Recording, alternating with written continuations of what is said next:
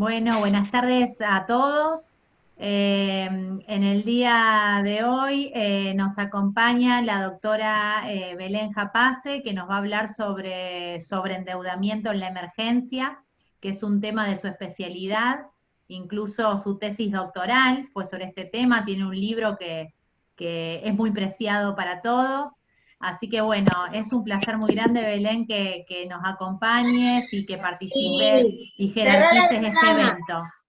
Así que bueno, lo que les pido a todos que por favor silencien los micrófonos, que pueden realizar todas las preguntas que quieran al final de la charla, así no interrumpimos a la disertante. Y si quieren después hacer algún tipo de intervención por fuera del chat oralmente, también lo podrán hacer. Pero por favor respeten que la disertación sea de corrido. Así que bueno, te voy a dar la palabra, Luciana, para que puedas presentar a Belén. ¿Qué tal? Buenas tardes para todos. La doctora Belén Japace es doctora en Derecho por la Universidad de Salamanca, profesora de Obligaciones y de Derecho del Consumidor de la Facultad de Derecho de la UNT, relatora de la Corte Suprema de Justicia de Tucumán, coautora del proyecto de Código de Defensa del Consumidor. Tiene la palabra la doctora Japace. Bueno, muchas gracias. Gracias, Paula, por la invitación, a Germán. La verdad que para mí es una enorme alegría poder participar de este ciclo de debate sobre la temática del consumidor en la emergencia. Me da mucha alegría haber sido convocada, la verdad, especialmente por estos dos queridos amigos que además de valiosísimos abogados, son profesores, son juristas de nota, y la verdad es que yo que trabajo en el Poder Judicial, es además un placer leer presentaciones y escritos de abogados que se sientan a estudiar cada una de las temáticas, lo hacen con pasión, y toda esa vocación de defensa de los consumidores se ve ahí en ese trabajo cotidiano que de verdad valoramos mucho, seguro todos, clientes, abogados, operadores de la justicia, así que bueno, muchas gracias, de verdad. Me propongo en este tiempo de la exposición compartir una de las temáticas que nos preocupan en este marco de la emergencia, que tiene que ver con el sobreendeudamiento del consumidor en este contexto particular que vivimos. Ustedes me dicen si se pasa, porque veo...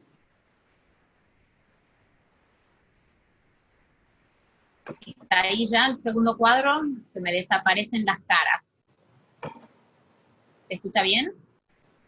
Sí, Belén, se escucha perfecto. Bien, gracias.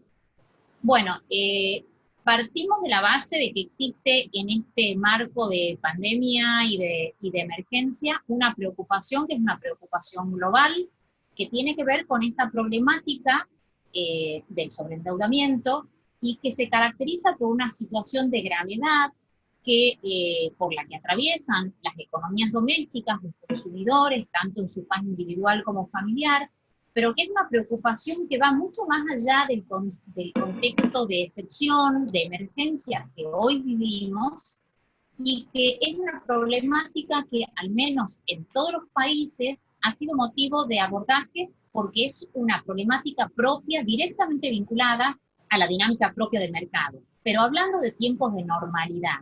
Y creemos que precisamente esta preocupación global es la que explica que en los distintos países y en distintos momentos se hayan dictado normas para un abordaje absolutamente necesario de la problemática. Solo para pasar revista a alguna información de distintas fuentes, algunas periodísticas, otras de organismos especializados, si hacemos un repaso de los diarios, veremos que en general las crónicas vienen destacando que en esta situación de emergencia y por motivo de la pandemia, 9 de cada 10 familias en Argentina han acumulado deuda, que el 25% de los hogares expresa esta preocupación. El CER ha emitido un informe que habla precisamente de este tema, diciendo que la mitad de los hogares en la Argentina han acumulado deuda en este periodo, y que el mayor porcentaje de las familias hoy endeudadas son públicos que no tenía deudas de este tipo al momento, sino que se trata de deudas producto de la situación de emergencia por la que atravesamos. Tal vez la elocuencia de estos datos, sobre los que no quiero abundar porque son por todos conocidos, es lo que nos permite entender tal vez hoy por qué hace ya más de 10 años la doctrina, por ejemplo, en España afirmaba, y lo expreso en palabras de Álvarez Vega, que el sobreendeudamiento de las economías domésticas constituye una preocupación social, pero fundamentalmente sanitaria. Y por eso también Gutiérrez de Caviedes, y comparto con ustedes su idea, expresa que el diseño de políticas públicas específicas vinculadas a la temática del sobreendeudamiento y su implementación debe ser un imperativo constitucional de todo Estado democrático moderno. Les propongo el abordaje de la temática en base a 3 interrogantes, que son los que me planteé yo oportunamente al tomar este tema como tema de mi tesis doctoral, y que es el que la Comisión de Reformas de la Ley de Defensa del Consumidor tomó como base de las reflexiones al momento de la elaboración de una propuesta de regulación de la temática. Los interrogantes estructurales serían: regular o no regular, dónde emplazar esta regulación y cómo regular.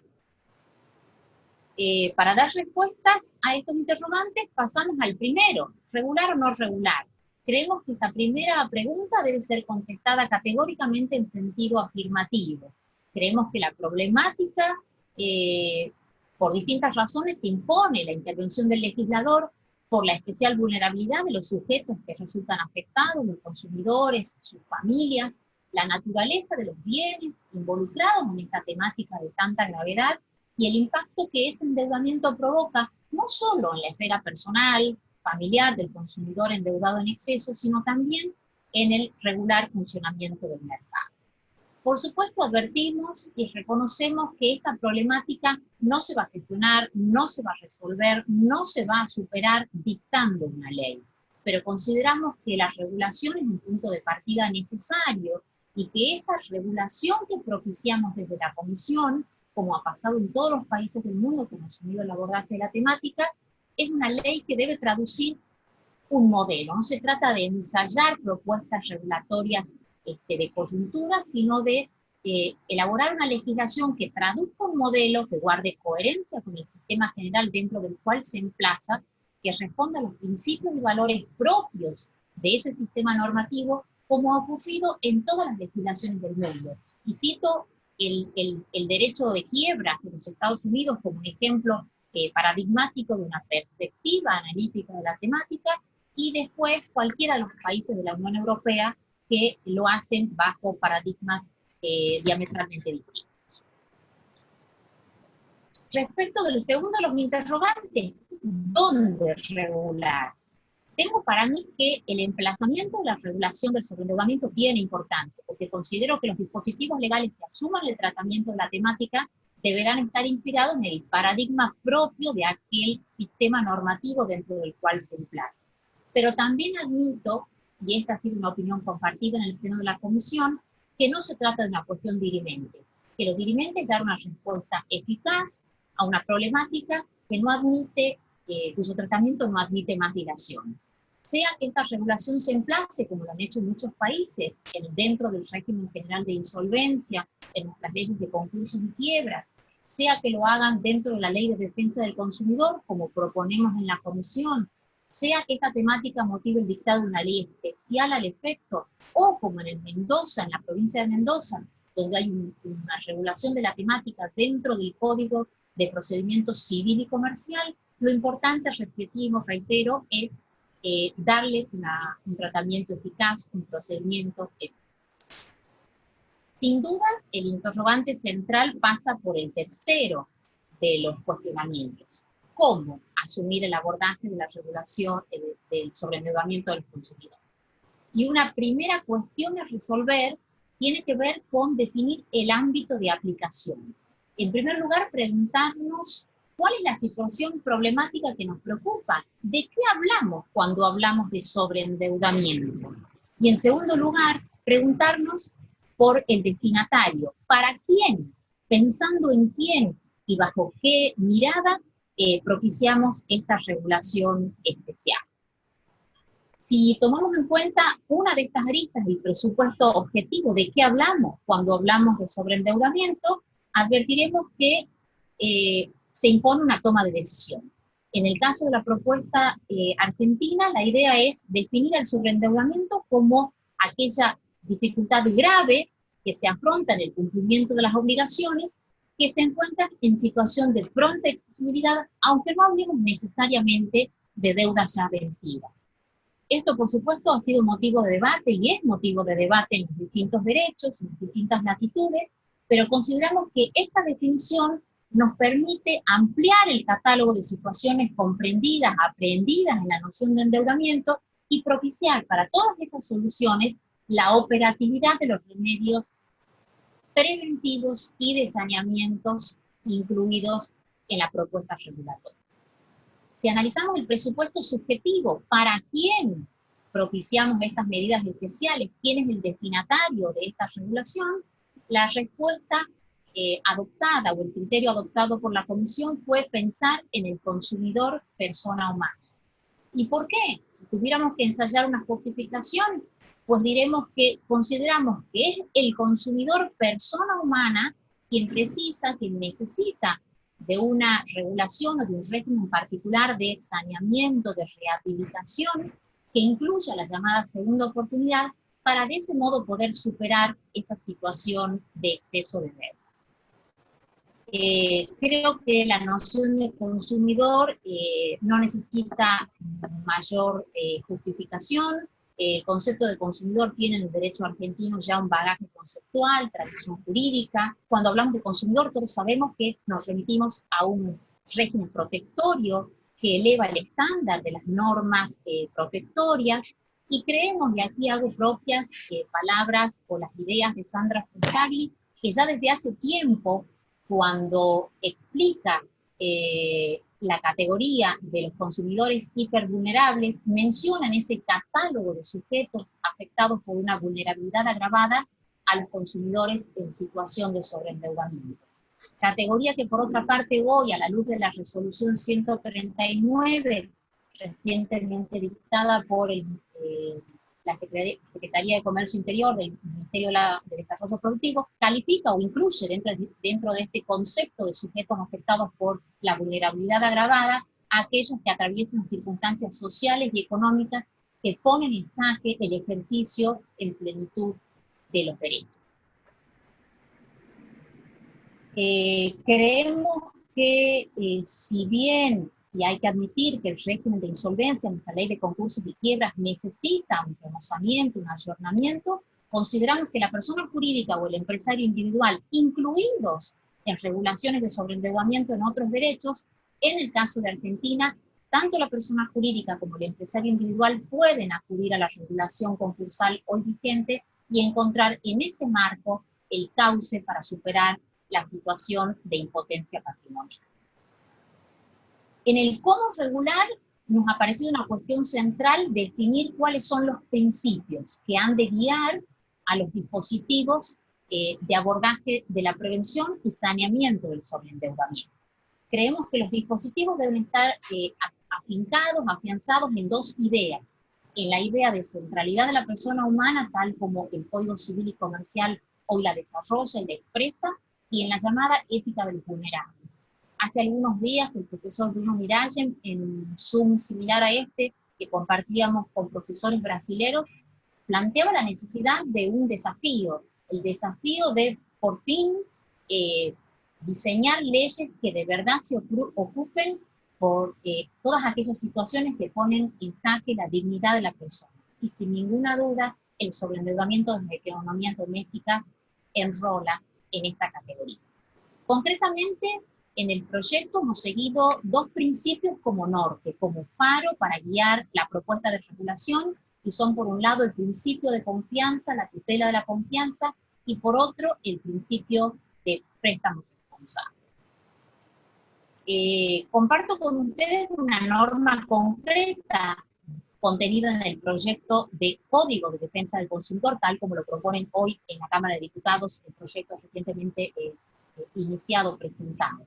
El principio de préstamo responsable tiene consagración expresa en el artículo 79 del proyecto, y más allá de ser una declaración de un principio, es un principio que se traduce en deberes concretos que deben ser de cumplimiento necesario por los dadores de crédito en cualquiera de sus manifestaciones. Comparto con ustedes algunos de los enunciados. Indagar acerca de las necesidades concretas del consumidor y su capacidad de reembolso. Aconsejar, asesorar adecuadamente la toma de ese empréstito. Advertirle al consumidor cuáles son los alcances de ese compromiso patrimonial que se va a derivar para su economía doméstica como consecuencia de la operatoria. Evaluar los antecedentes crediticios y la solvencia patrimonial de ese consumidor. Informar el resultado de la evaluación al interesado indicando cuál fue la fuente consultada y decidir con fundamentos el otorgamiento o la denegatoria del crédito y comunicarlo al consumidor deben ser deberes de cumplimiento necesario. Incluimos en este catálogo de deberes que traducen en letra chica este principio de préstamo responsable la idea de que también es un deber de los dadores de crédito adoptar toda medida que contribuya a prevenir el sobreendeudamiento, absteniéndose en su caso de desplegar cualquier práctica que estimule el endeudamiento excesivo de los consumidores. Sobre esto volvemos en un minuto. En esta misma norma proponemos una idea de cierre, que es dejar establecido que todos aquellos préstamos que se hubiesen acordado infringiendo los deberes antes mencionados harán que los costes derivados de ellos sean soportados total o parcialmente por los proveedores e intermediarios de crédito. Lo explicamos en un instante más. Aquí insisto en una idea en que no debemos consentir la externalización, el traslado de los costes que tiene la insolvencia. Si pasamos revista de cuál es el escenario en nuestro país, de las operatorias de crédito, sobre todo créditos para el consumo, advertiremos que en todos los contratos, que como todos sabemos son contratos celebrados por adhesión a cláusulas impuestas, en general los dadores o proveedores de créditos intentan trasladar ese riesgo de la eventual insolvencia del consumidor a crédito, trasladan esos riesgos del acreedor al deudor, pretendiendo que sea el consumidor endeudado el que soporte en exclusividad ese riesgo de no poder pagar al momento de los sucesivos vencimientos. Traslado de riesgo que por otra parte se proyecta en el sistema general, en la operatoria de crédito, generando colectivos de deudores sobreendeudados y economías domésticas en crisis.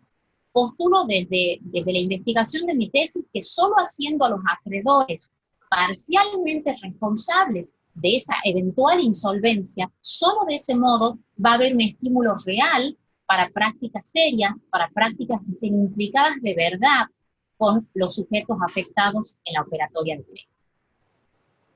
Insisto en otra idea, que es que la eventualidad de insolvencia de los deudores no es un riesgo ajeno a la actividad. Aquel que se dedica a colocar crédito en el mercado necesariamente contempla la posibilidad de que los deudores al momento de cumplir no lo hagan, y por tratarse de un riesgo propio de la actividad, creemos que esto sirve como fundamento a su eventual responsabilidad al momento de soportarlo, de soportar la contingencia de la insolvencia.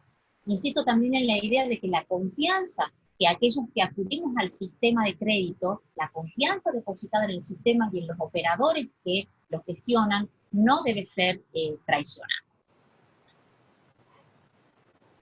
Comparto un precedente valiosísimo que ya tiene un año, que es este fallo dictado por la Sala C de la Cámara Comercial en la causa Felio Elena Yolanda contra Banco Piano, que plantea el caso en el que una mujer discapacitada, una persona mayor, que tenía un único ingreso, una pensión no contributiva, plantea una acción por la cual en realidad plantea la nulidad de los contratos, una mujer a la que se le otorga un crédito frente a la dificultad de cumplir con ese crédito a tasas muy altas, que se debitaban las cuotas de su cuenta en la que percibía esta contribución, se ve obligada a sacar un segundo y luego un tercer crédito ante la misma entidad, colocándose en una situación de absoluta marginalidad.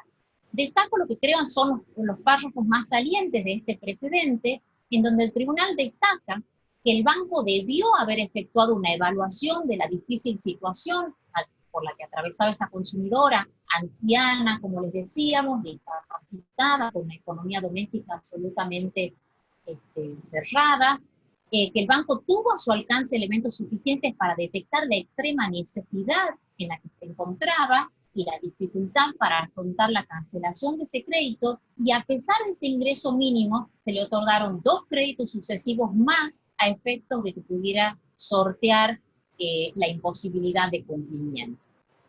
En ese mismo precedente, la Cámara declaró la nulidad de las tasas aplicadas, era un crédito absolutamente desbordado, que superaba los parámetros de los bancos oficiales, y además reconoció al actor el derecho a cobrar una indemnización por daño moral y daño punitivo.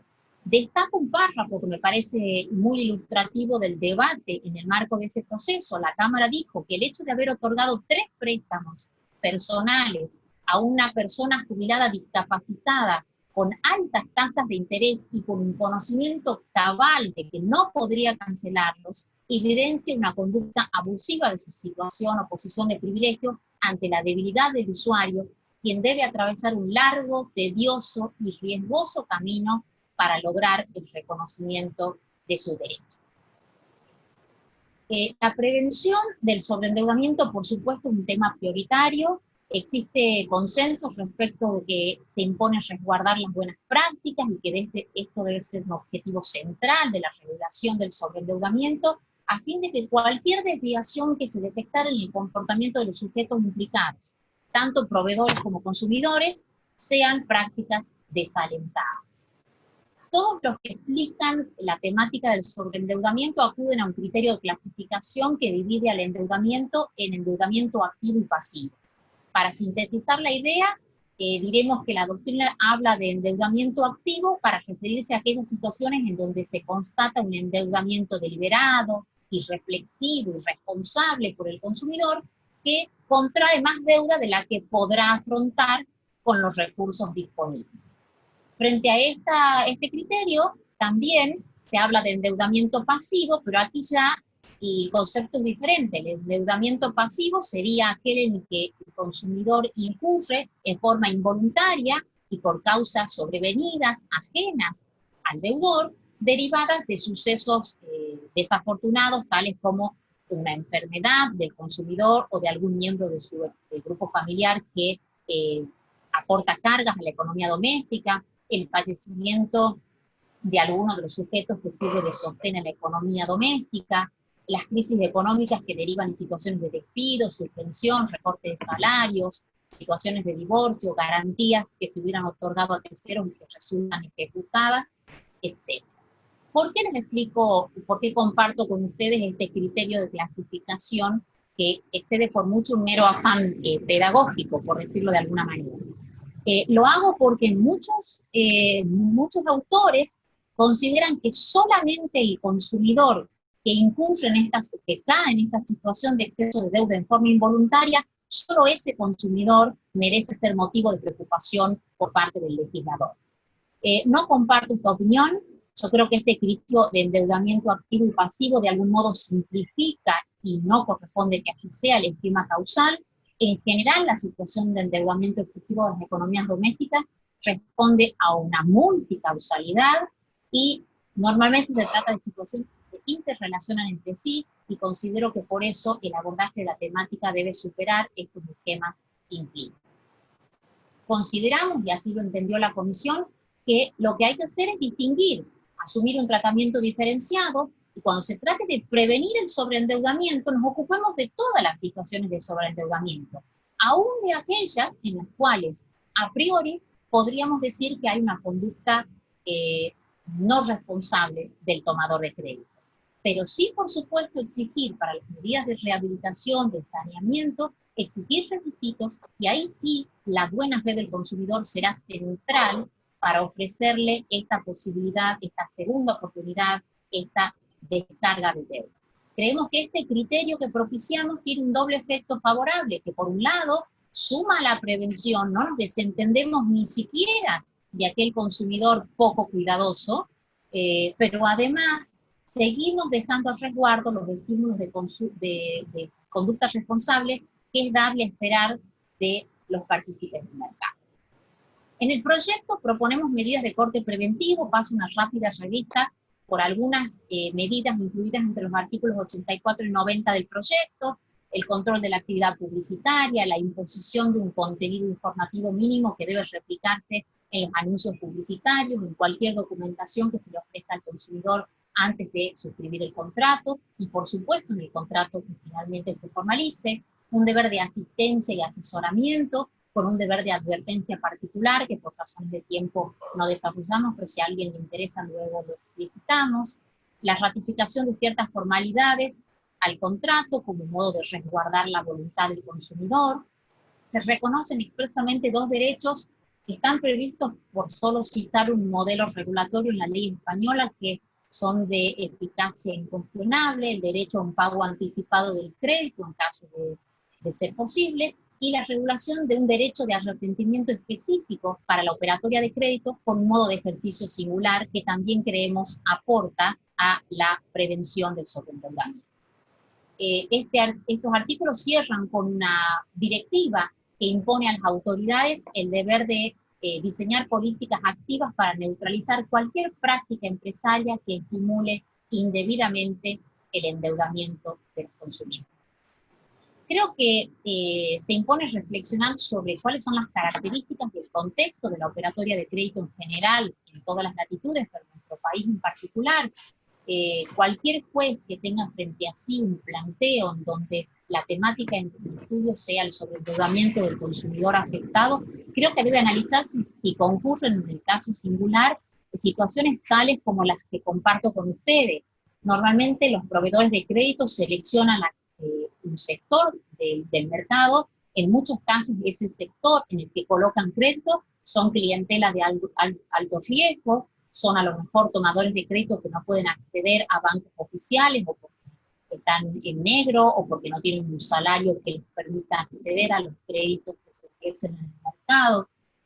Otra práctica muy común es la remoción de cualquier instancia de reflexión, sobre eso volvemos. Son contratos en los cuales se publicita o se presenta el contrato mostrando el valor de una cuota que por su cuantía parece mínima y estimula a contratar, provocando ese llamado de efecto de liquidación de deuda. Todos sabemos que muchas veces se acude a contratos en los cuales el consumidor adhiere a cláusulas de descuento por planilla o cesión de haberes, donde finalmente luego puede terminar con embargo sobre su salario muy por encima del tope legal. Todo este contexto hace que debamos analizar en concreto cuál es la situación y cuáles son las dificultades que debe enfrentar el consumidor.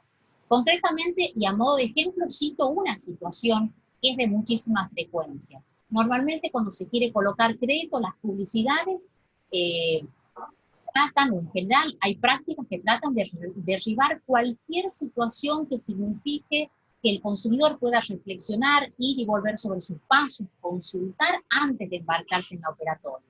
A veces se sustituye la misma iniciativa del consumidor, nos llega un mail, nos llega un WhatsApp, nos llaman por teléfono. Me pasó a mí estando dando clases en la facultad, que me entre un llamado y me digan que ya tenía depositado en mi cuenta 500.000 pesos y que me faltaba un clic para que yo pueda acceder a esa suma. También las propuestas de crédito tienden a aligerar los requisitos.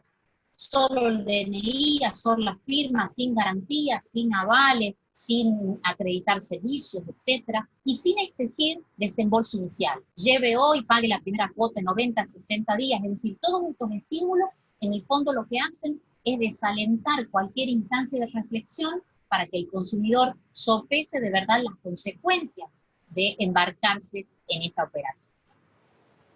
También para sintetizar algunas prácticas que todos tenemos presentes, pero que es interesante al momento de los conflictos, de los planteos judiciales, recordar que en general en todos los contratos de crédito o financiación para el consumo, los contratos prevén la tecnología jurídica tradicional para que los acreedores queden a resguardo no solo de la eventual insolvencia de los deudores, sino de las vicisitudes económicas por las que pueda atravesar esa financiación. se establecen precios escalonados, variables como la moneda extranjera con cotización alternativa siempre favorable al acreedor, intereses moratorios y punitorios, cláusulas penales, renuncias de derechos. Es muy frecuente que se inserten cláusulas donde el deudor renuncia a invocar la excesiva onerosidad sobreviviente, la imposibilidad de pago, el caso fortuito, y a esos mecanismos tradicionales, por llamarlos de alguna manera, se suman otros mecanismos por los cuales los acreedores quieren precaverse de la eventual insolvencia del deudor. Todas medidas tendientes a asegurar que ese acreedor pueda hacerse de su capital. Descuentos por planilla de adhesión voluntaria, cesión de haberes, caducidad de los plazos y ejecutabilidad del saldo, etc. Todas consecuencias que derivan en comprometer hasta los mínimos recursos de esa economía doméstica en crisis. Al lado de la prevención, por supuesto, el saneamiento nos remite a las soluciones curativas. Frente a una situación de sobreendeudamiento ya consumado, lo que se impone es ver cómo salimos de ahí. Y toda medida de saneamiento en cualquier legislación del mundo lo que hace es apoyarse en dos medidas. Por un lado, propiciar la renegociación del pasivo, que todos sabemos es un mecanismo indirecto, porque para que esa economía doméstica resulte saneada como consecuencia de la renegociación, tendremos que confiar en que esa liberación del deudor deberá transitar con éxito instancias tales como conciliación de intereses, un acuerdo al que se arribe y que ese acuerdo se cumpla al menos en forma parcialmente satisfactoria. Ustedes me dirán, ¿por qué entonces proponer una medida de renegociación que no es novedosa? Porque en leyes de concursos y quiebras así se propone, y lo que creemos, y hemos intentado hacer eso en el proyecto, es promover la instancia de renegociación intentando una redefinición de los escenarios, el rol de los actores, proponer un guión propio, diseñar una propuesta, un procedimiento eficiente para poner en ejecución este mecanismo. Insistimos en la idea en que la renegociación tiene que ser promovida, tiene que ser asistida, tiene que ser acompañada por un funcionario capacitado y comprometido, pero por supuesto esa renegociación tiene que ser propuesta cuando resulte una salida eficiente, porque podamos reunir a las partes, generar el diálogo, acercar posiciones, armonizar intereses, lograr un acuerdo, y por supuesto que solo será una solución viable cuando la economía doméstica que está en crisis así lo justifique. La segunda medida de saneamiento es la que promovemos para nuestro derecho argentino, porque la tienen todos o casi todos los países de derechos reconocidos en el mundo, es la liberación del pasivo pendiente. Es consagrar un remedio que, más allá del cumplimiento total o parcial de ese eventual acuerdo de pagos, le permita al consumidor en algún momento obtener la liberación de ese pasivo aún insatisfecho. Este es un beneficio sobre el cual hay consenso en general en todos los países y que debe servir de estímulo para que los consumidores afectados promuevan el procedimiento diseñado al efecto y lo hagan en un tiempo oportuno. ¿En qué consistiría este beneficio de la liberación del pasivo pendiente? Pues consistiría en eso, en propiciar la liberación de aquellas deudas que aún permanezcan insatisfechas, siempre que se den los requisitos legales y en el marco de un procedimiento diseñado al efecto. El beneficio va a resultar justificado en todos aquellos casos, buena fe mediante, en los que no se pueda formular un juicio de reproche al consumidor afectado. Paso esto para que vamos un poco más rápido. ¿Cuáles son los modelos regulatorios para compartir cuál es la propuesta sintéticamente contenida en el proyecto? En los modelos regulatorios, algunos países acuden a la idea de los regímenes de insolvencia y proponen la regulación del sobreendeudamiento en las leyes de concursos y quiebras. En nuestro país, entre el año 2008 y 2018, 3 proyectos de leyes fueron ingresados al Congreso bajo esta perspectiva. Entre el año 2010 y el 2020, 3 proyectos han propuesto el tratamiento de la situación de sobreendeudamiento mediante una ley especial. Y la propuesta de incorporar la regulación en el marco del sistema protectorio de los consumidores es la propuesta de la Comisión, que hoy tiene un proyecto presentado y en trámite tanto en el Senado como en la Cámara de Diputados. Pongo la referencia para el que pueda estar interesado en ello. En síntesis, ¿cuál es la propuesta? Proponemos en el proyecto escenarios alternativos. El consumidor sobreendeudado podría promover este procedimiento de saneamiento de su economía doméstica, tanto ante la autoridad de aplicación, la autoridad administrativa, como en un proceso judicial diseñado específicamente al efecto, y donde el objetivo es lograr el saneamiento y la rehabilitación del consumidor. Me parece importante porque más allá de la letra chica, lo interesante que creemos, lo más interesante es que cualquiera sea el procedimiento administrativo o judicial, las actuaciones y el trámite en cualquiera de las sedes deben responder a los siguientes principios: orden público de protección, respeto por la dignidad humana y de la familia, prevención de riesgos, la buena fe, el principio de préstamo responsable, la sostenibilidad de los remedios que se propongan para sanear esa economía doméstica en crisis, y por supuesto y finalmente la eficacia de los procedimientos, es decir, cierra el artículo con postulado según el cual se implementará un trámite caracterizado por la inmediatez, la simplicidad, la celeridad y la gratuidad. Para sintetizar cuáles serían las instancias, este procedimiento, si se instara en sede administrativa y ante la autoridad de aplicación, y en las provincias ante la autoridad administrativa en la cual eventualmente se delegue el emplazamiento del trámite, es el consumidor el que tiene que promover esa solicitud. Ese procedimiento tendrá apertura siempre que concurran los requisitos legalmente establecidos. En ese marco se instará la promoción o una etapa de conciliación de acreedores con los acreedores, donde se promueva la renegociación, y eventualmente alcanzar acuerdos de pago y o de liquidación de bienes si lo hubiera y fuera una medida sostenible, donde el objetivo sea, como decíamos recién, la rehabilitación del consumidor endeudado en exceso. Esta presentación, en esta apertura, esa presentación inicial del consumidor le permitirá a la autoridad administrativa, y lo mismo ocurriría en el caso del proceso judicial, constatar efectivamente que concurren los presupuestos subjetivos y objetivos, cómo está compuesto el pasivo y cuál es la cuantía de ese pasivo que hay que sanear, cuáles son los antecedentes del caso, cuál es el cuadro de situación actual de ese consumidor, para decidir, en vista de estos antecedentes, si es un procedimiento que merece apertura o debe ser denegado. Y eventualmente, en caso de disponer la apertura del procedimiento, avisorar desde ya de inicio cuáles serían los mecanismos de saneamiento adecuados.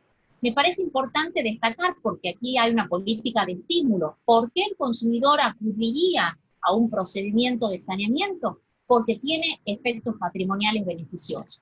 La sola resolución de apertura del procedimiento, tanto en sede administrativa como en sede judicial, impedirían que se promuevan nuevas acciones judiciales, se dejarían sin efecto medidas cautelares que afectaran el salario o cualquier ingreso económico de ese consumidor sobreendeudado, se suspendería cualquier medida como el lanzamiento de la vivienda familiar o del lugar en el cual el consumidor desarrolla su actividad profesional o su oficio, se suspendería por supuesto el curso de los intereses, entre otras medidas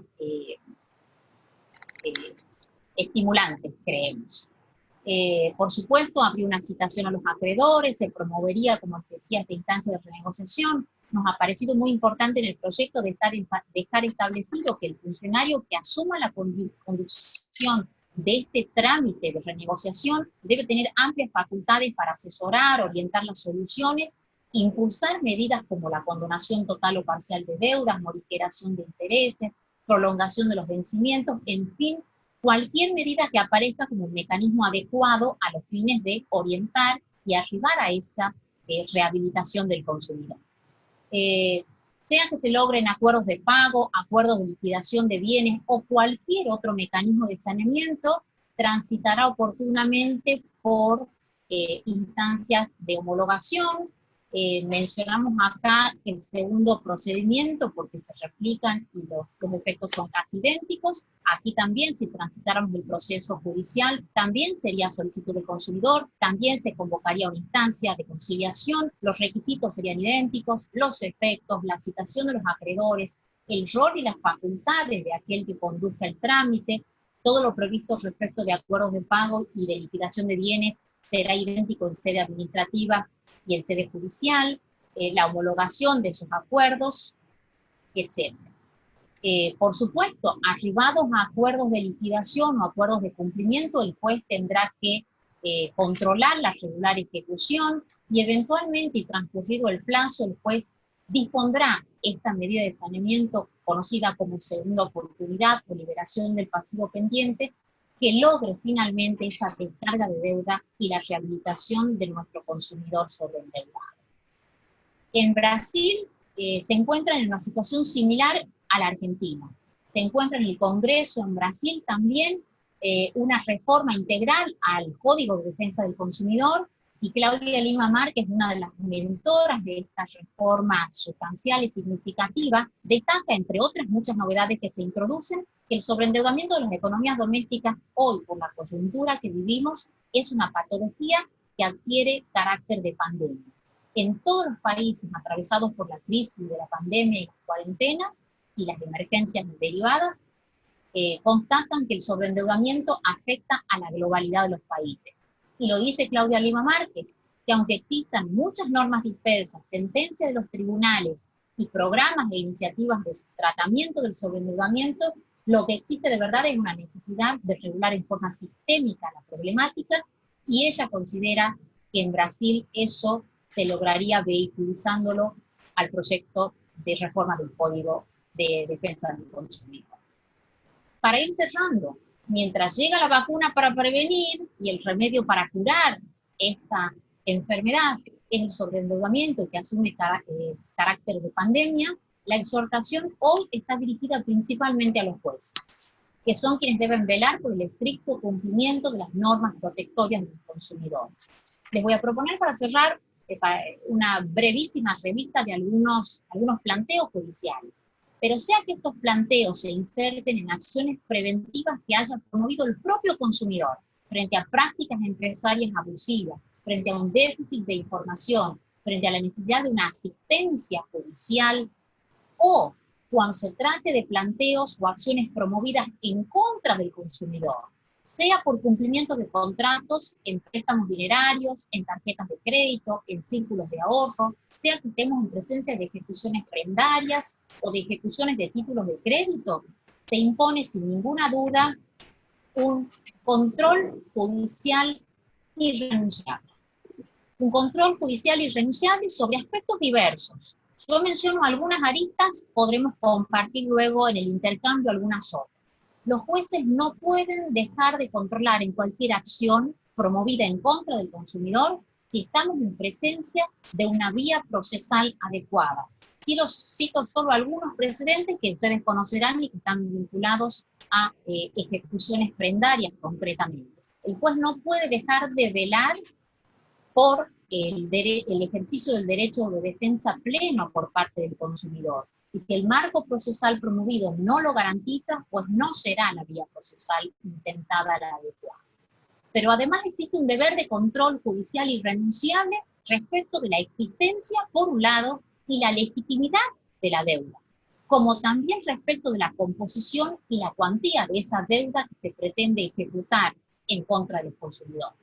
Cito algunos precedentes, por ejemplo, uno de la Corte de Tucumán, donde la Corte de Tucumán era un juicio de cumplimiento de contrato, analizó cómo estaba, cuál era la composición de la deuda, y no solo no se podía acudir a la idea de cláusula abusiva, pero sí era de situación jurídica abusiva, porque existía una renuncia de derechos que, sumada a una cotización a opción del acreedor claramente gravosa, con déficit de información, etc., el juez, la Corte en este caso, convalidó la decisión del tribunal de ingresar, intervenir y poner las cosas en su lugar.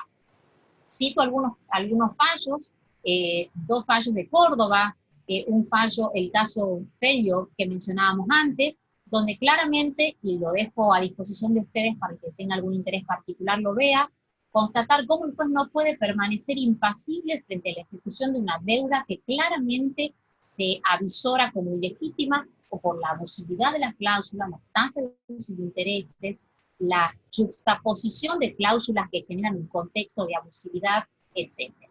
Pero además se impone un control judicial irrenunciable respecto de algo más, que tiene que ver con los costes patrimoniales y no patrimoniales que esa ejecución pueda significar para el consumidor y para su familia. Cuando esa deuda ejecutada compromete la disponibilidad del salario y el mínimo para la subsistencia, el resguardo de la vivienda familiar o aquellos bienes que están afectados al trabajo del consumidor o de su grupo familiar. Cito acá, y Rosario ha sido una generosa aportante de material, están ahí citadas algunas resoluciones dictadas por juzgados en lo civil y comercial en estos, muy recientes, en estos meses donde ya estas situaciones de endeudamiento con compromiso de la dignidad del consumidor y de su mínimo de subsistencia están siendo motivo de planteos. Los dejo abiertos, igual compartimos alguna reflexión.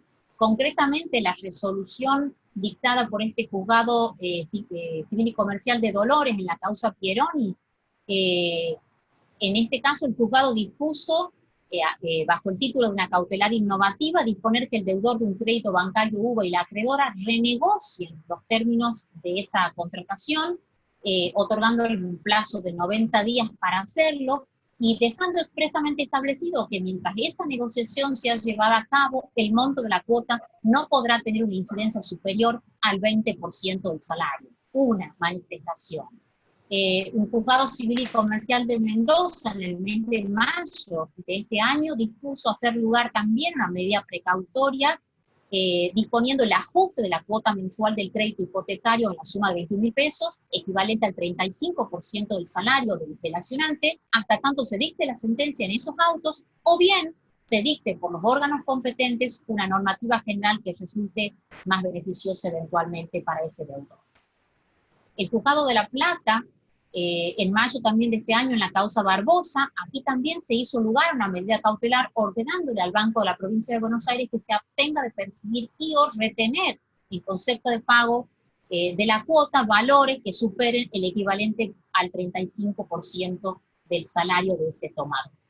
En fin, queridos amigos, a falta de una norma especial que regule esta temática, acudiremos al Código Civil y Comercial, que tiene muchísimas normas o herramientas que impulsan modelos revisores, tanto en tiempos de normalidad, pero podemos aplicarlos, por supuesto, para estos tiempos de emergencia.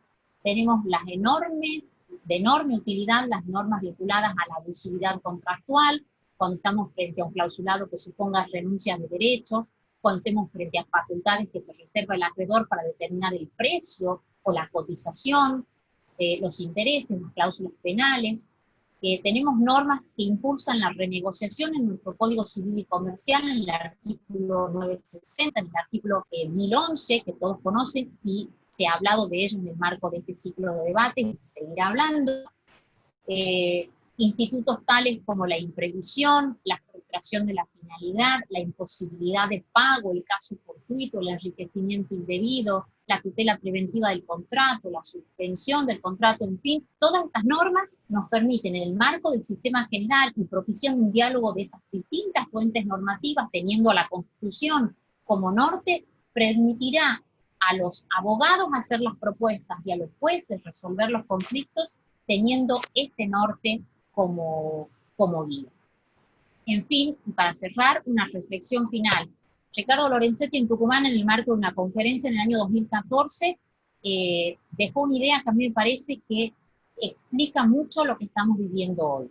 Las catástrofes económicas suelen conducir a tragedias sociales, y la superación de esas crisis nos impone a todos una mirada global y respuestas que contemplen ese sistema, la multicausalidad o la complejidad causal y las responsabilidades plurales y diversas de todos los actores implicados.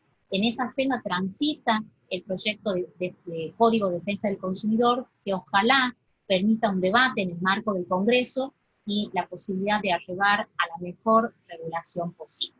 Muchas gracias.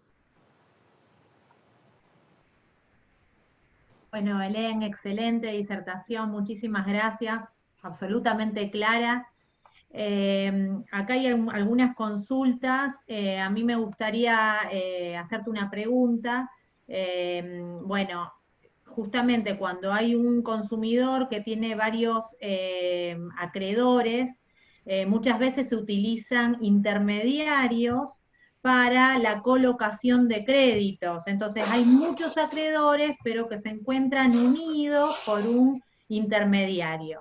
¿Vos pensás que, podríamos decir, de les lata, o sea, con el derecho que tenemos vigente, que lamentablemente todavía no tenemos sancionado todos estos procedimientos que vos marcaste, pensás que es más fructífero que el consumidor en un solo proceso demande a todos los acreedores a los fines de la renegociación, a los fines de las medidas cautelares para exhibirle al juez una situación más amplia de su situación crediticia y de vulnerabilidad?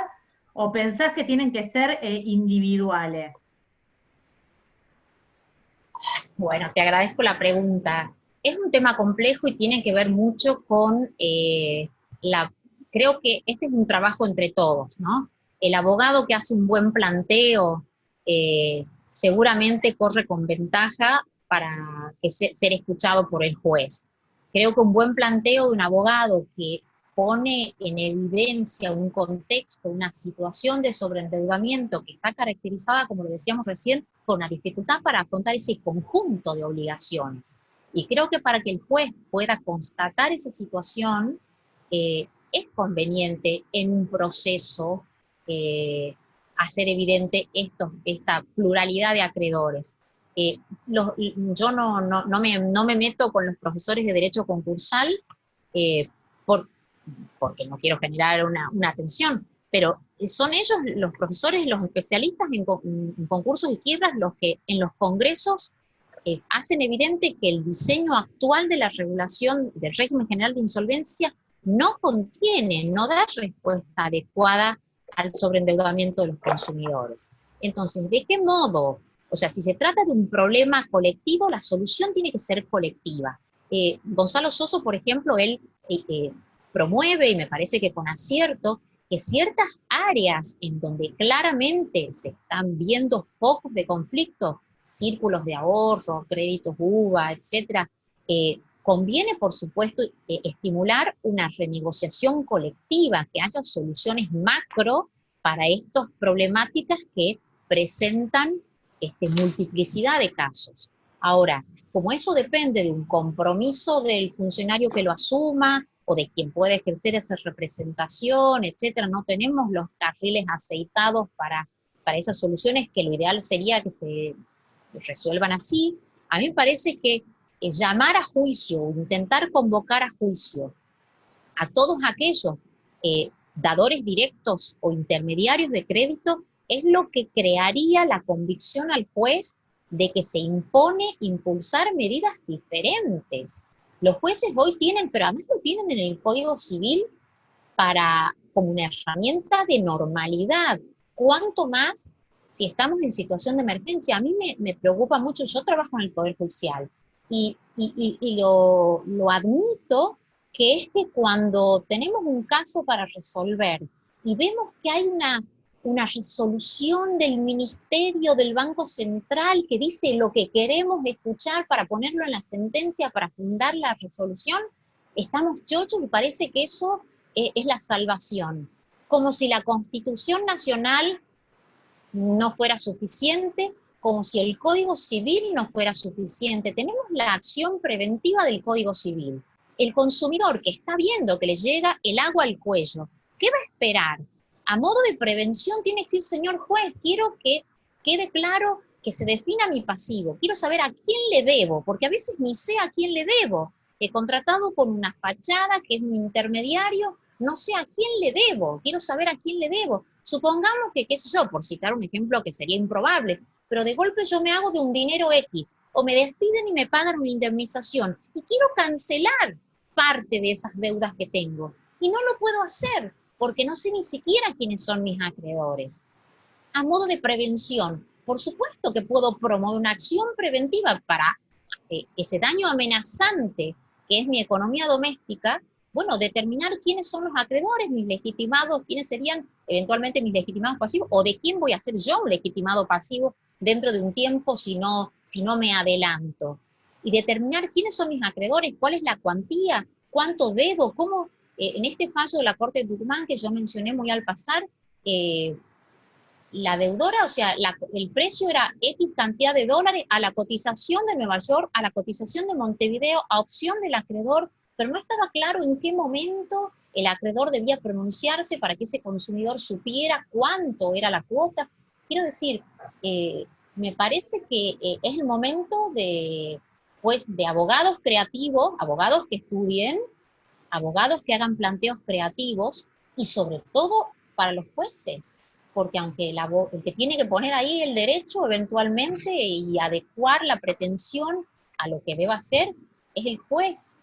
Por supuesto que si el abogado hace un planteo fundado, convincente, con herramientas, mucho mejor, pero creo, es una opinión, tal vez no sea la de algún juez, pero sí creo yo que está muy bien para definir este contexto de situación de sobreendeudamiento, poner sobre la mesa esta situación, la pluralidad de acreedores ante los cuales eventualmente voy a tener que responder. Es una opinión, pero creo que tenés razón, Paula, que la primera opción, bueno, si es lo que opinás, convocar al mismo pleito, y el juez tendrá oportunidad de disponer una instancia de conciliación o derivar o dictar bajo medidas cautelares promover una renegociación privada. Lo que pasa es que todos sabemos que los consumidores no se encuentran en condiciones de renegociar privadamente con sus acreedores. Por eso es que necesitamos una ley que los regule, porque necesitamos un funcionario que dirija ese procedimiento de renegociación con autoridad. El régimen protectorio de los consumidores no es neutro, es un régimen protectorio. Tenemos que asistir a alguien que necesita asistencia para negociar, no sé si en un plano de igualdad, pero con armas equivalentes. Y el consumidor necesita al lado a un funcionario comprometido con esto, que tenga autoridad para decir, miren que si no hay acuerdo, miren que si no se arriba un plan de pago, miren que si este consumidor no tiene nada, y por lo tanto no puede ofrecer un plan de pago, igual yo, juez, puedo liberarlo del pasivo. Entonces es mejor que se avengan a conversar, que intenten darle una forma de pago, que prolonguemos los plazos de cumplimiento, pero para eso necesitamos una ley, porque se trata de proponer medidas que de algún modo parecieran hacer crujir ese principio de responsabilidad universal, patrimonial universal, que nos hace responsables de nuestras deudas hoy, mañana y hasta que las cancelemos. Entonces, para ese principio que tiene raigambre y tradición en nuestro derecho se vea exceptuado, tenemos que justificar que ese principio estará muy bien para los contratos entre iguales y para situaciones de normalidad, pero para situaciones de crisis, de endeudamiento, donde está comprometida la dignidad de ese consumidor y de su familia, esos principios tienen que ser flexibles, tiene que haber un juez que pueda disponer medidas sustanciales de excepción. Por supuesto, concurriendo los requisitos legales y entre ellos la buena fe del consumidor. Pero eso el juez lo verá. Si yo en un proceso como el que vos mencionás, Paula, digo, yo soy fulana de tal, me encuentro en situación de dificultad para afrontar, sé que le debo a tal o cual, no sé a quién más le debo respecto a tal, quiero saber a quién le debo, y manifiesto mi dificultad, y menciono cuál es el pasivo, el juez verá. Si se trata de un consumidor que en 2 meses ha pagado un viaje, ha comprado cosas que estaban fuera de su presupuesto, etc., la propia composición del pasivo le dará indicios al juez de si se trata de un consumidor de mala fe. No estamos queriendo premiar al consumidor irresponsable, estamos queriendo asistir a aquel consumidor que por la dinámica de la operatoria de crédito, y es lo que intenté mostrando estas instancias que anulan la reflexión, que se sustituye la iniciativa, el déficit que hay en la publicidad, en la información, en el asesoramiento, en la advertencia. En ese contexto, acudir al crédito sin asesoramiento y endeudarse en condiciones poco favorables no puede ser considerado por sí mismo un comportamiento carente de la debida diligencia. El consumidor se endeuda y contrata mal porque a veces no sabe, y otras veces porque no tiene a dónde más acudir por un préstamo que a estas casas de intermediarios de créditos informales, por decirlo de alguna manera. El que no tiene un recibo de sueldo no puede ir al Banco de la Nación Argentina a solicitar un crédito, tiene que acudir a esos dadores de crédito que sabemos que lo van a comprometer gravosamente. ¿Qué le vamos a decir luego? Ah, pero usted firmó y sabía que estaba pagando, tenía un costo financiero del 80% como el de la causa Feio. Pero bueno, si ese es un consumidor cautivo, que no le queda más remedio para acceder al crédito que acudir a ese que le va a aplicar tasas usurarias, ¿lo vamos a castigar por ser un consumidor que no tiene acceso al crédito salvo a ese, que además tiene claramente estudiado, medido y cuantificado cuál es el riesgo de insolvencia? No me quiero extender más, pero por ejemplo en España está probado que cuando se abren los concursos, no se presentan los concursos de consumidores, no se presentan los acreedores a verificar sus créditos, porque no les interesa. Aún perdiendo, teniendo un porcentaje de insolvencia alto, con los intereses que les cobran a aquellos que pagan, compensan el coste de aquellos que pagan parcialmente. Entonces, lo que hay que hacer es buscar soluciones de equilibrio, propiciar acuerdos de pago, planes de pago, refinanciación, pero también que sepan los acreedores que cuando está comprometida la dignidad familiar, el mínimo de la subsistencia, el juez puede liberar a ese deudor del pasivo pendiente, por supuesto, si es un deudor, un consumidor de buena fe. Perdón, me pasé con la respuesta. No, aparte, generalmente los créditos se sacan para cancelar otros créditos anteriores y es un círculo vicioso que no para nunca más. Y 80%, yo he visto hasta de 160% anual. He visto barbaridades, o sea, 80 abajo. Entonces son cosas muy graves y bueno, y el juez ahí me parece que tiene que tomar el toro por las astas. Acá hay una pregunta de Gustavo Míguez Leme, que dice, ¿se consideró cómo impactará las medidas de traslados del riesgo al proveedor en el caso del mercado crediticio argentino? Bueno, es un sector importante de la doctrina insiste en sostener que la previsión generalizada de resguardos frente a la eventual insolvencia de los consumidores va a provocar un encarecimiento del crédito en el mercado de crédito. A mí me pasa con esos argumentos generales, está estudiado, yo lo conozco a Gustavo Míguez, me imagino que además como tiene estudios de mercado y sabe de lo que habla, tiene una preocupación real por la temática. Efectivamente se avisora y se sostiene, lo sostienen en general los abogados de empresa, que esto sería un boomerang, porque si los empresarios saben que va a haber saneamiento y liberación de los pasivos pendientes, va a haber un encarecimiento del crédito.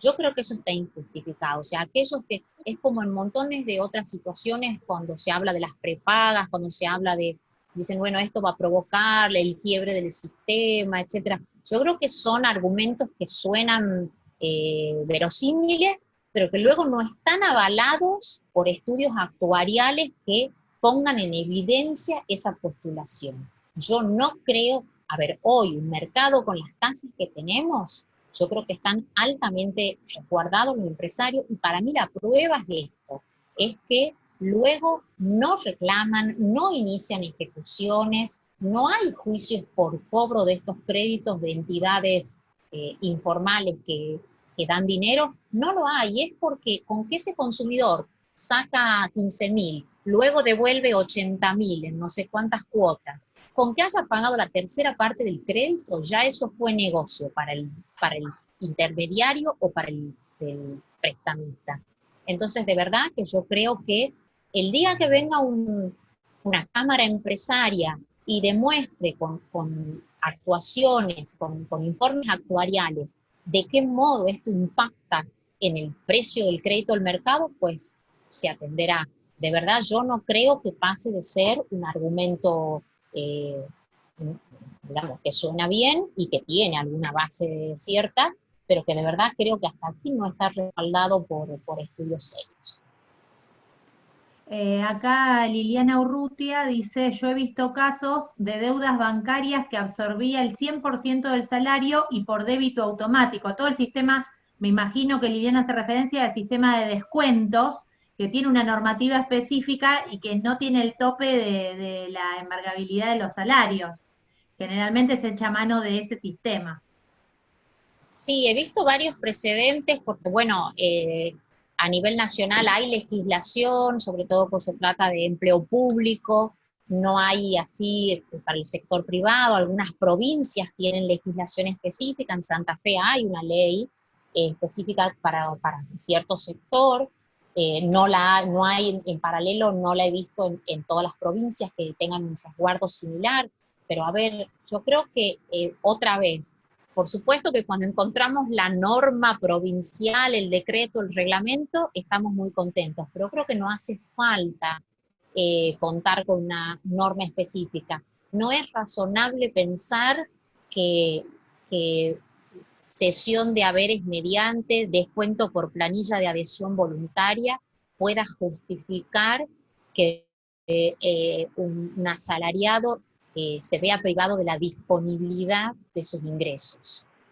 Por supuesto, totales menos, pero hasta el porcentual de compromiso del salario para asumir eso que tiene que ver con, me parece a mí, si hemos dicho que el principio de préstamo responsable tiene entre los deberes correlativos el de indagar la solvencia patrimonial y el compromiso que ya tiene ese postulante al crédito previamente contraídos. Si yo le voy a dar crédito a alguien que ya tengo oportunidad de constatar, y no lo hago probablemente, que tiene otros préstamos acordados y ya tiene descuentos por planilla, si yo le doy, no obstante ello, un nuevo crédito, estoy computando ese riesgo de insolvencia. Entonces vuelvo a lo de antes, si es un riesgo propio de mi actividad y se produce ese hecho, no puedo pretender que sea el deudor el que cargue en exclusiva los costes de esa insolvencia.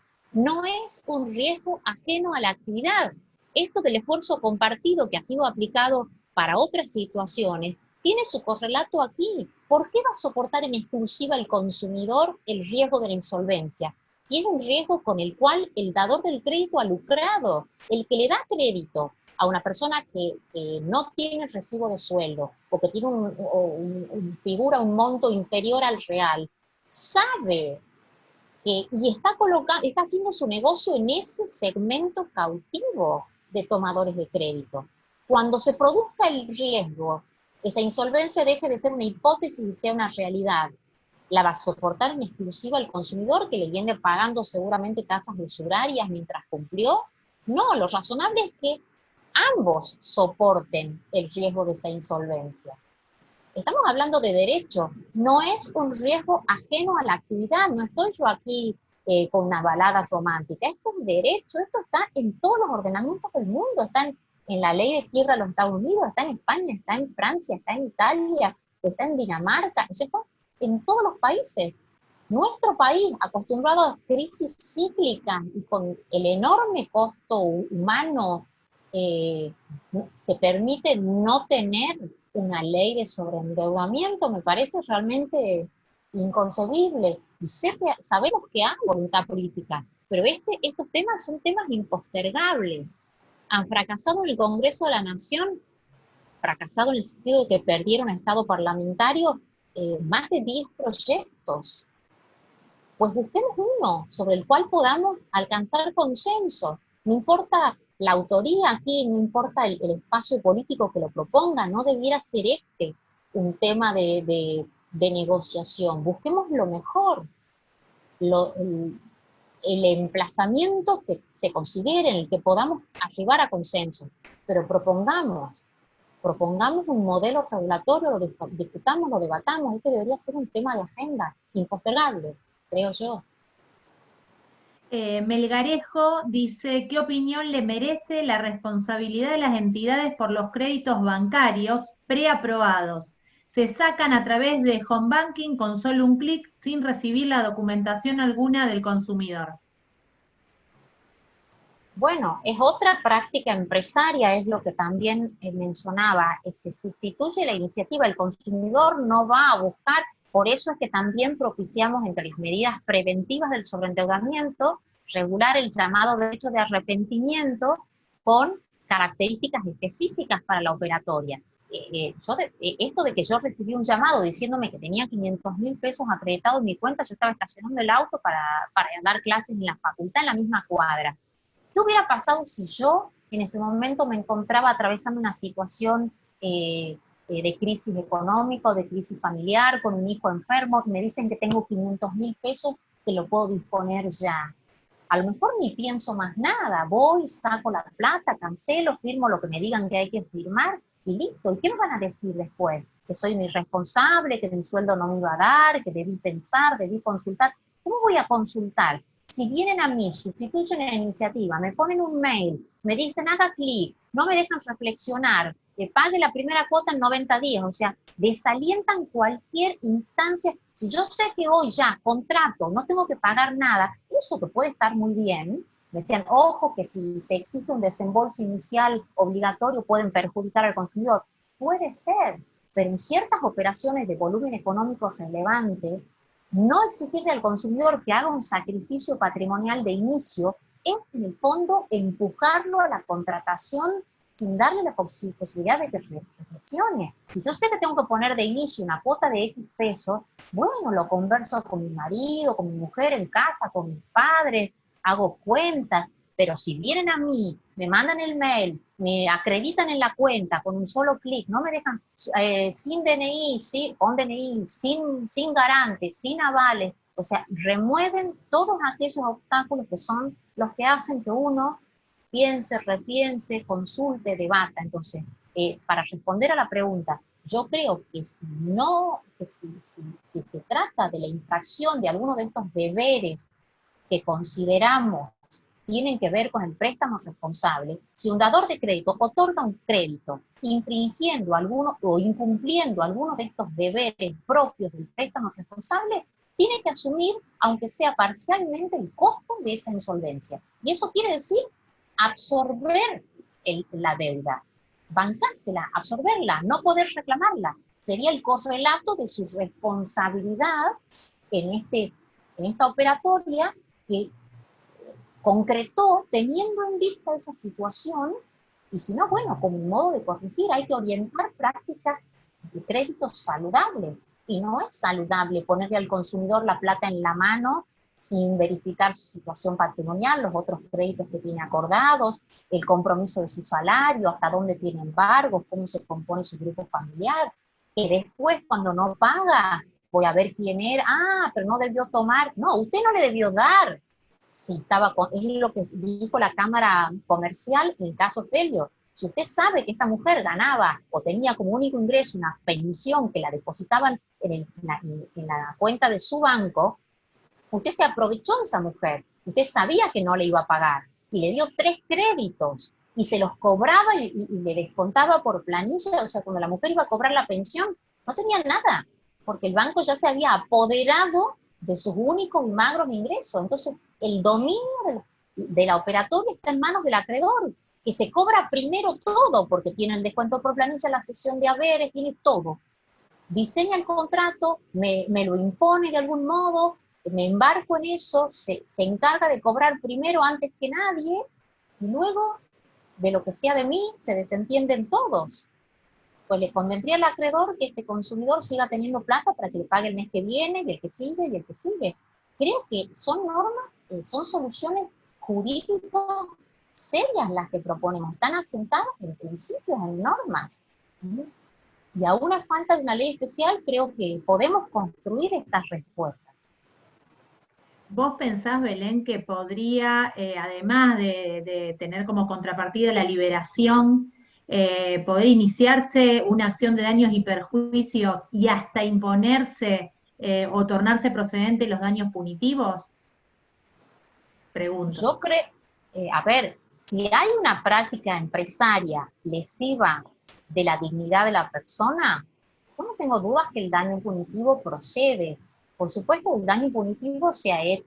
Todos sabemos que el artículo 52 bis actual es una norma absolutamente defectuosa y sabemos que es un instituto pensado para cumplir una función sancionatoria y por lo tanto tiene que haber una conducta merecedora de esa respuesta por parte del ordenamiento. No se trata de incumplir un deber legal, porque una práctica empresaria puede ser sancionada, entre comillas, de muchas maneras. Podrá haber sanciones administrativas para ese proveedor de crédito que infrinja alguna normativa del Banco Central o cualquiera fuera.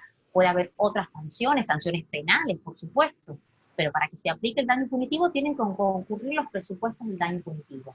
Pero yo no tengo ninguna duda, y así lo propiciamos en el proyecto de código, cualquier práctica empresaria que comprometa los derechos, la dignidad de la persona, sus libertades, etcétera, debe ser especialmente ponderada, dice la norma, al momento de analizar la procedencia del daño punitivo. Porque lo que se exige es esa indiferencia, ese menosprecio por la situación del consumidor. A mí qué me importa si ya tiene 3 o 4 créditos antes otorgados y a cuánto llegan sus embargos y sus otros descuentos por planilla. A usted no le importa, usted menosprecia esa situación. Pues entonces, cuando ese consumidor no le pueda pagar, usted será responsable también, porque usted debió evaluar la solvencia patrimonial, los recursos disponibles, su capacidad de reembolso. Si usted no lo hizo, pues deberá cargar con esas consecuencias adversas derivadas del riesgo de la insolvencia que usted debió analizar y que eventualmente es un riesgo propio, porque usted se dedica a esto, usted es el profesional del mercado de crédito, usted debe saber debe estar medido, yo no soy una experta en esto, pero debe estar absolutamente medido cuál es el índice de incumplimiento, la morosidad en los establecimientos educativos está medida, la morosidad en las tarjetas de crédito está medida, la morosidad en los créditos hipotecarios está medida. Y eso lo tienen que saber los expertos, los proveedores de crédito, que se ocupen ellos, no yo. Al proveedor le debiera preocupar que yo tenga que comer, tenga mis ingresos para poder pagar y generar nuevos ingresos para poder cumplir y honrar mis obligaciones. Creo, insisto, estamos hablando de derechos. Todo aquel que explota una actividad que genera riesgos o en la que están comprometidos riesgos, tiene que asumir las consecuencias cuando ese riesgo se traduce en un perjuicio concreto. Y esta es una situación, es un ejemplo de eso. Bueno, acá mencionan una práctica que dicen cuando los cajeros donde te aparece sorpresivamente el seguro de cuenta, casa o bolsa, con un solo clic que incluso por error te induce a apretar el botón, o que esperando otra función el cajero y no la contratación del seguro de manera sorpresiva. Es una práctica abusiva y sin querer uno puede hacer el clic y aparece cada vez más. Y después también mencionan que lo mismo ocurre con las tarjetas de crédito, en donde el interés lo impone la entidad, o las ventas de carteras de pasivos a terceros, con reclamos y amenazas telefónicas de remate por parte de estudios jurídicos. O sea, son todas prácticas que me parece que tienden a lo que vos mencionás y que implican un grave menosprecio de los derechos del consumidor. Es así. Ahí vemos en casi todos esos ejemplos que lo que hay es un déficit de información, de asesoramiento, hay un factor sorpresa, un deber de advertencia absolutamente incumplido, es decir, el manejo de la tecnología también suma una situación de vulnerabilidad para los consumidores, entonces ese contexto es algo que hay que explicar y no necesita tampoco demasiada explicación. Ya hoy el artículo 37 de la Ley de Defensa del Consumidor, o sea, cuando yo no he sido informado, no he podido entender, y si yo no he podido entender y he suscrito un contrato y esa cláusula, si el déficit de información existe o es nulo, yo puedo invocar la nulidad de ese contrato o de esa cláusula cuando mi consentimiento está absolutamente viciado. No tengo que ir a la nulidad por error o vicio en el consentimiento, no, tengo una herramienta mucho más eficiente en la Ley de Defensa del Consumidor que hoy, con todas sus carencias y con toda la necesidad que consideramos que hay de mejorarla, tiene herramientas absolutamente útiles, muy útiles. Si a mí no me dan la posibilidad, no me explican, no me advierten, no me informan, no me dan el contrato, nunca me hago del instrumento donde están mis derechos y mis obligaciones, puedo reclamar la nulidad, puedo plantear la nulidad, y por supuesto, si la práctica esa es una práctica reveladora, como realmente lo es, de este menosprecio absoluto por los derechos del consumidor, eventualmente merecerá los correctivos correspondientes. ¿Sí? Acá, bueno, hacen una última pregunta. En el proceso de refinanciación, Cecilia Fontana, en el proceso de refinanciación, ¿cómo se aplicaría el derecho del acreedor de no otorgar formas de pago que estén dispuestas por el código? No me entiendo demasiado yo la pregunta, pero no sé si la Creo, persona que a está... ver, no sé si la interpreto. La conducta que, si estamos hablando del procedimiento de saneamiento que impulsamos o que consideramos que debería existir, la conducta que asuman los acreedores en el marco de este procedimiento va a ser especialmente ponderada. Es decir, no se olviden que además es un procedimiento caracterizado por la simplicidad, la celeridad, la gratuidad. Entonces, se hace una convocatoria a todos los acreedores. Se enteran, no, por supuesto habrá que velar porque sea una comunicación razonable, pero el que se presente, el que no se presente, el que se presente y no concurra a las audiencias, el que concurra y no ofrezca, no presente una actividad pro conciliación, todos esos indicios, o sea, esas conductas servirán luego para que, por eso es importante respaldar al funcionario a cargo, sea la autoridad administrativa o a quien el juez ponga a cargo de este segmento de la renegociación, funcionarios comprometidos. Tiene que tener atribuciones para impulsar, es decir, bueno, aquí la propuesta es condonar la deuda en un 30%, en un 40%, en un 80%. Y ese impulso del funcionario a cargo tiene que tener la posibilidad de ser impuesto de alguna manera, propiciar el debate, propiciar la conciliación, el acercamiento a los intereses, pero si no se logra, el conductor de esa audiencia, por supuesto, si los consumidores de buena fe tiene bienes para proponer un pago, si no tiene nada, ¿qué acuerdo, qué refinanciación va a pedir?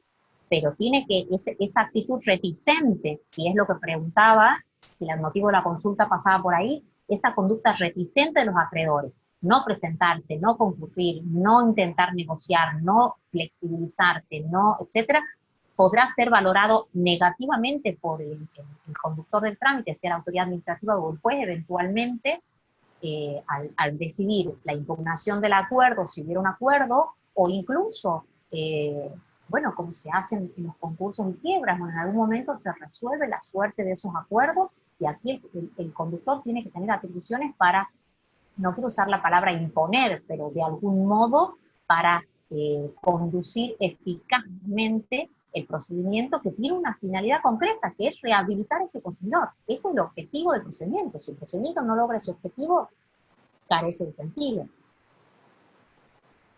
Bueno, Belén, te agradezco muchísimo toda tu intervención, todas tus vastas respuestas y profundas. La verdad que creo que has respondido todo y bueno, están todos agradeciendo y felicitándote porque la verdad que fuiste muy clara.